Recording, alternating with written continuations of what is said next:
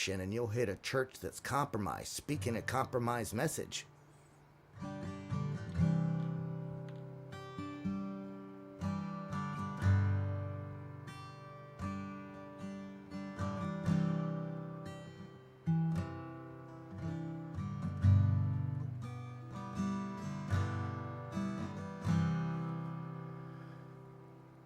So one of the most overlooked spiritual disciplines in life of a believer, it is the power of saying no.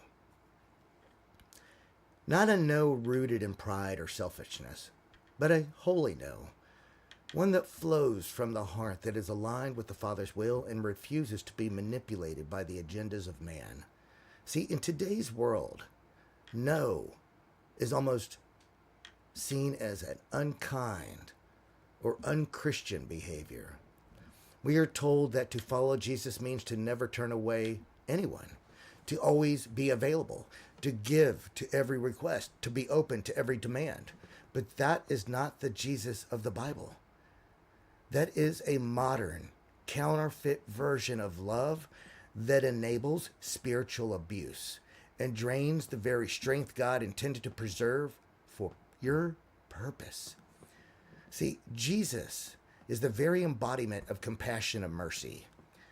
Was not constantly available to everyone. He did not answer every cry. He did not heal every sickness. He did not chase after those who walked away. He set boundaries with clarity and divine authority. He withdrew from crowds when they became demanding. He silenced the Pharisees when they questioned him with evil intent.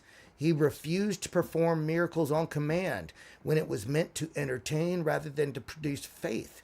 He walked away from Nazareth when their hearts were too hard to receive. And when the rich man refused to surrender his idol of wealth, Jesus let him walk. Not because he didn't love him, but because love does not enable rebellion. That is not cruelty. That is wisdom.